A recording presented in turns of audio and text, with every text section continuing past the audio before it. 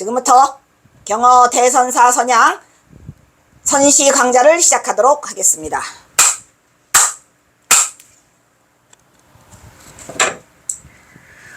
오늘은 39 39강. 오냐 잘한다. 원산에서 톡을 갔던 제가 말했죠. 경어 선시 특강 39? 38? 네, 39강. 39. 자, 어디에서? 원산에서 우리 경선사가 모습을 보인 게 원산에서 마지막 모습을 보이죠. 원산에서 뭘 써주고 토굴가. 오냐 좋다. 이 토굴가가 기가 막히죠. 토굴가 써주고 목숨을 건지다. 목숨을 건졌어요. 큰일 날 뻔했어.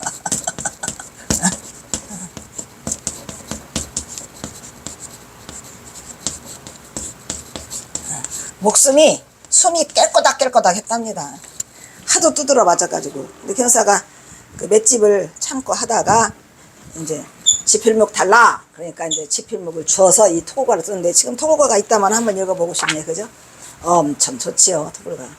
그래서 이 경어선사가 인간의 아니면 이 스님의 모습으로 마지막 모습을 드러내면서 인간으로 탈바꿈한 게 원산바닥이라 그랬죠. 그죠? 원산에서 이제 완전한 그 속인의 모습을 보여요. 속인의 모습을 보이고, 봉두남발에 그냥 속옷 입고, 속인 옷 입고, 이렇게 해서 이제 맨발로 저벅저벅, 이렇게 해서 지난 시간에 얘기했지만, 경어선사는 다 돼지게 두드러 맞아가지고, 숨이 까꼬닥 할 때, 그때 지필목을 통해서 토굴가라는 거를 써주고 하는데, 이제 보통 토굴가가 나홍화상 토굴가가 있어요. 나홍화상 토굴가는 그 비안도 있잖아요. 비안도 아니었지, 고금당. 그러니까 경어선사의 나홍화상의 후신이 경어선사다라는 말이 있거든요. 그러니까 고금당에서 나홍화상이 고금당 무슨 굴? 나홍굴이 있어. 나홍굴이 있는데 나홍굴에서 수행을 하셔가지고 깨친 다음에 토굴가라는 거를 쓰시는데, 내가 이렇게 보니까 솔직히 나홍화상 토굴가보다는 경어선사 토굴가가 거시기요. 훨씬 질이. 어쨌든 이 경어선사 토굴가와 나홍화상 토굴가가 많이 유명하고, 그 다음에 이제 이 나홍굴이라고 하는 거를 경어선사가 8년 살으셨잖아요. 근데 이걸 또 천상굴이라고도 하더라고. 천상굴이라고 하는데, 천상굴은 이제 말하자면 이거 이제 거기서 이성계가 금척을 받았대요. 금척. 또 금척이 뭔가 했더니 금으로 된 잣대래. 금으로 된 잣대를 하늘에서 받았다 이 말이야. 그 나홍굴에서. 그게 무슨 생각 했더니 그 나라를 다스리되 이 자로 잰 듯이 정확하게 정치를 하라, 그런 뜻으로 해서 그 금척을 받았다 해가지고, 거기 누구예요? 그 지금 있는 그 무슨 스님이요? 그 스님은 맨날 그 얘기를 하시더라고. 근데 어쨌든 그 비안도도 경어선사와 관계가 있지만 이 고금당도 경어선사와 많은 관계가 있는 곳이고, 이제 가서 이제 우리가 이런 데를 다닌다는 게 좋은 게 뭐냐면 그 기를 느낄 수가 있어요. 나는 그런 걸 많이 느꼈어. 특히 제일 많이 느끼는 그 해피름은 저기 어디요? 계명암 범어사 계명암 옆에 금강암이 있어요. 금강암. 나 왜 금강암 가서 경어선사가 그냥 휙 들어와. 신기하게. 금강암 법당이 조그만한데 이 어떤 느낌이냐면 이거 휙 들어오는 이 그런 느낌이 있거든요. 순간에 신기하더라. 어쨌든 그런 기들이 우리가 기로 살기 때문에 그런지 여러 곳을 더 돌아다닌다는 것은 그런 의미가 있지 않냐라는 생각이 들었어요. 그래서 내가 선차순례를 75군데를 다니면서 느낀 게, 가면은 이 기가 달라. 그리고 또 이제 지리산 영원사라는 데를 갔는데, 거기에서 또 크게 이렇게 느껴지거든요. 그러니까 그런 게 왜 우리가 이 선차순례를 다니고 그런 데를 다니나 하는 거는 그런 데서 알 수가 있더라고요. 그리고 이제 또 이게 제 몸으로 느낀 데가 있어. 저기 연산에 법계사라는 절이 있거든요. 근데 별로 그렇게 많이 알려져 있질 않고, 그 비구니 스님들 요양원이래. 근데 이제 내가 우리 해암 스님이 내 스승이니까 석사 논문을 써가지고 거기에 진호 스님이라고 해암 스님을 시봉했던 진호 스님, 효명 스님 2명이 있거든요. 그러니까 내가 애기보살이라고 이름을 들을 때 24살 때, 그러니까 23살, 22살 때 다녀가지고 내 별명이 애기보살이야. 홍 선생이고. 근데 내가 해암스님 석사 논문 쓰고 이제 수송을 했더니 그 법계사에 계신다 하더라고. 진호 스님. 지금도 통화에 다 하고 있어. 근데 갔는데 내가 이제 케이크를 이렇게 사가지고 갔거든요. 근데 신기하다. 계단이 쫙 있어. 계단을 다 올라왔는데 그 산이, 산 전체가 나를 향해 달려와. 신기하더라고. 둥둥둥둥둥 또 달렸는데 내가 이 다리가 허공에 떠가지고 그 산과 함께 둥둥둥둥둥둥 또 하고 있는데 좀 있다가 턱 내려앉더라고. 내려주는데 아주 신기한 경험. 산이 나한테 달려오는 신기한 경험. 그리고 또 그 어디야 거기 사자산 법풍사를 갔는데 내가 말했나? 거기서 5박 6일 기도를 했는데 그걸 못 봐요. 방광을 안 해요. 나는 왜 또 방광에 미쳐 있었는지. 아무튼 조금 그래서 내가 얼마나 잘난 척을 하냐. 내가 이렇게 기도를 하고 이 하늘아래 땅에서 나처럼 이 몸과 마음이 깨끗한 사람이 없다. 나도 한번 방광하고 싶다 했는데 가서 방광하려고 거기서 5박 6일을 했는데 그 사자단 법봉사는 그거잖아요. 정멸부궁이라 부처님이 안 계셔. 가봤어? 안 가봤어요? 가봤어요? 쬐끄만 하잖아요. 쬐끄만해. 근데 거기서 매일 밤낮 5박 6일을 밤을 새워서 기도를 했어요. 근데 가기 전날인데까지 그때 어떤 스님들 두 분이랑 같이 갔어. 그 스님들은 오지도 않고 그냥 거치 박혀 있고. 아유, 5박 6일 다 돼가는데 방광을 왜 안 하는 거야. 저 아랫말에서 물동이 들고 와야 되는데. 기도를 하고 있는데 뒤에서 뭐가 슉슉슉 소리가 나. 뱀이 있다만 뱀이 우란 방광은 안 하고 뱀이 그 내구퉁이를 휙휙휙휙 이렇게 돌더라고. 나는 이제 기도하다 말고 이렇게 서 있었지. 그래서 이게 휙휙휙 돌고 나가더라고. 뱀소리가 샤샤샤 이렇다. 그래서 갔어. 갔는데 그냥 5박 6일이 다 끝나고 이제 내일은 출발해야 돼. 내일 아침에는. 아무 그게 없잖아요. 너무 기분이 안 좋아. 우울하고 가기도 싫고. 이제 그랬는데 어떡하냐고 가자고 하니까 그래서 이제 아침밥을 먹자는데 아침밥도 안 먹었어요. 스님들은 드시고 나는 바깥에 나가서 있었어. 이게 진짜 실화인데. 그래 있는데 스님도 기다리고 그렇게 있는데 갑자기 요만한 동자가 그 승복을 입고 나타났어요. 그래서 나보고 그 놀러 가자는 거예요. 저 위에 소꿉장 아니 뭐지 숨바꼭질 하자고. 그래서 아유 동자님 나 좀 있으면 가야 돼. 그러니까 내 손을 끌고 막 가요. 너무나 그 동자가 빨리 올라가는 바람에 내가 그 동자를 놓치고 말았어. 그래서 이제 산속으로 막 올라가는데 벼랑이 돼서 확 미끄러졌어요. 근데 내가 벼랑끝을 붙잡았어요. 나무를. 나무를 붙잡고 이렇게 보니까 그 산 전체가 사자의 깃털이야. 근데 내가 이 사자의 이거를 갈퀴를 잡은 거야.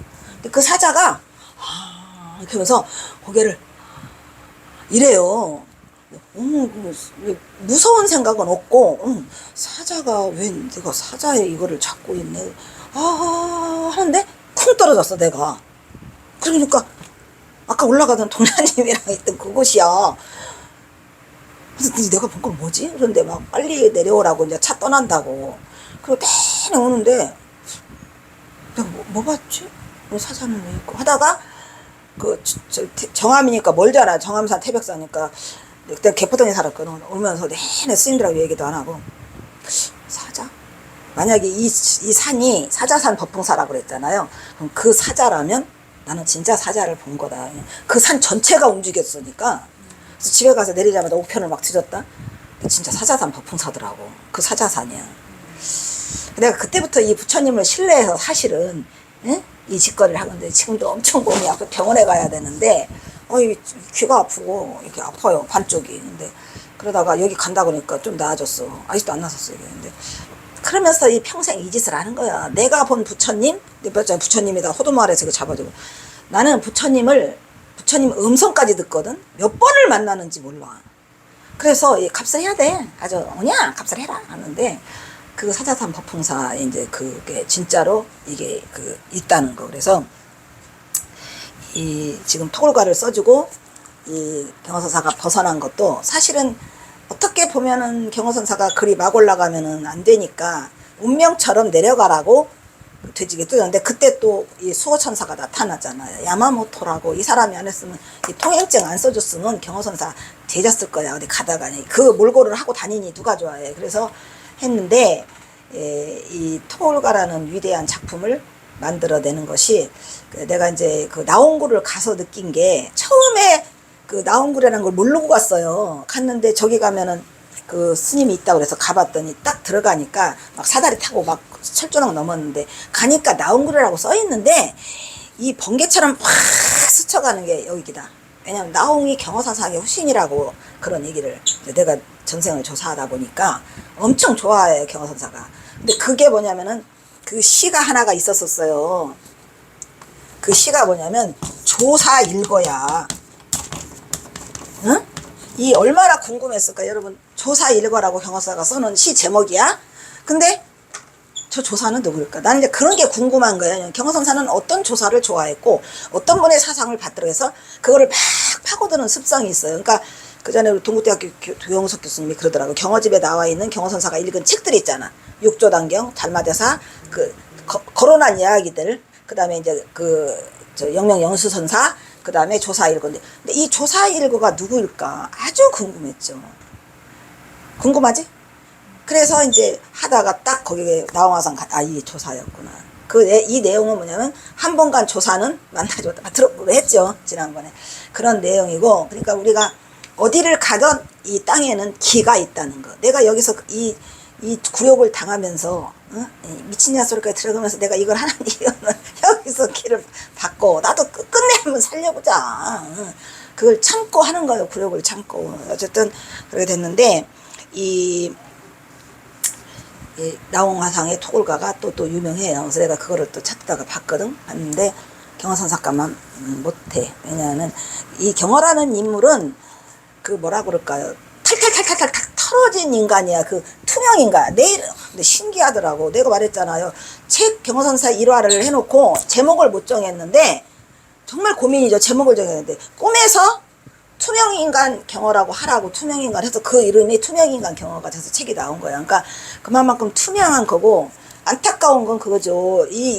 전노후무 역대 조사를 뛰어넘는 이러한 위대한 이 스승이 우리 앞에 스쳐가고 있고 지금도 이게 있는데 안 해. 미치는 거죠 내가. 그래서 이제 그런 안타까움이 있는 그 토굴가. 나중에 한번 그 나홍화상 토굴가를 한번 읽어보세요. 읽어보시면은 이제 그런 비교가 좀 돼. 경허선사는 어떻게 썼고 나홍화상은 어떻게 썼더라 이러한 것들이 있고, 또 신기한 거는 뭐냐면은 이 경허선사 영대 때 내가 이제 그걸 얘기하는 거. 나는 그 나홍화상이 있는 줄도 모르고 나는 어디를 가냐. 여주 신력사 가봤어요? 그거 봤어? 나홍화상 그거 봤어? 안 갔구나. 나도 여주 신력사를 나홍화상에 그 부도가 있는지를 모르고 갔어. 근데 여주 신력사를 왠지 가고 싶어. 갔어요. 근데 누군가가 저기에 뭐가 있대. 갔더니 뜻밖의 나홍화상 그 부도가 있는데 정말 아름다웠어요. 아주 조각이 기가 막히게 잘 되고 가서 턱 앉아 있는데 이거는 다르다라는 그거를 한눈에 확 받고 오는 거야, 전기를. 그래서 이제 내가 다녀보면서 느낀 것들은 이런 데를 가고 싶다. 그래서 제가 그 선사술래 그거 하고 싶다고 몇 개 해놨잖아요. 근데 그때 옛날에 경허선사 선사술래를 하재. 못해. 3년 했는데 돼지는 줄 알고 빚만 잔뜩 져가지고 알잖아 사는데, 어쨌든 그거는 못하더라도 만약에 누가 경허선사가 전문 중화에 영화를 만든다거나 뮤지컬을 만든다거나 아니면 뭐 드라마를 하건 이 아까 말한 데가 그 19코스 그거는 적어도 갔다 와야 되지 않느냐. 아니 경허를 한다는 인간이 경허선사 고향도 안 가보고 가서 이거라도 하나 해놓고 다녀왔습니다라도 해야 될 거 아니야. 거북바에 이것을 했더니 내가 전화할 자기네가 그 제사 물건 준비한다고 그러더라고. 그래서 나는 수십 번을 다녀오고 한 군데를 그렇게 하고 거기서 대화를 나누고 해야 뭐 그나마 이루어지지 않겠어. 그래서 그거를 올려버린 거예요 내가. 근데 만약에 기회가 된다면은 한번 꾸려서 가고 싶다라는 생각을 갖고, 1코스이고 3코스잖아요. 그러니까 3코스인데 3코스까지도 못 다니는 인간이라면 하지. 내가 차 제공한다고. 근데 못 다니는 인간이라면은 굳이 뭐 할 필요가 있겠는가. 저번에 왔던 그 청해 스님한테 상처를 많이 입었어요. 이게 나는 아직도 어리석은 자구나. 정말 믿었거든.